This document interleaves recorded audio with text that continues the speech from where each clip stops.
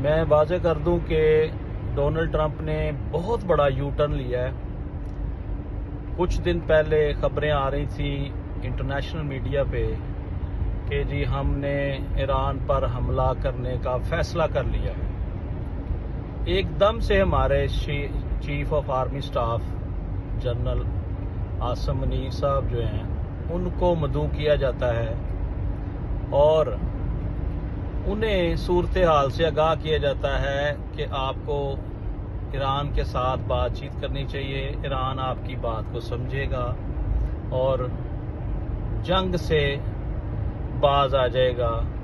मुझे लगता ये है कि हमारे जो फील्ड मार्शल साहब हैं उनको डोनाल्ड ट्रंप ने स्पेशल इसी टास्क पे बुलाया है कि ये वाला काम जो है वो पाकिस्तान के आर्मी चीफ जो हैं वो बड़े अच्छे तरीके से कर सकते हैं। क्योंकि नाजरीन जो है ईरान जो है ना वो जिद पे आ गया। ईरान ने कहा है कि ना खेडांगे तो ना खेडन देंगे, अगर सानू छेड़ोगे तो असी भी तुहानू छेड़ांगे।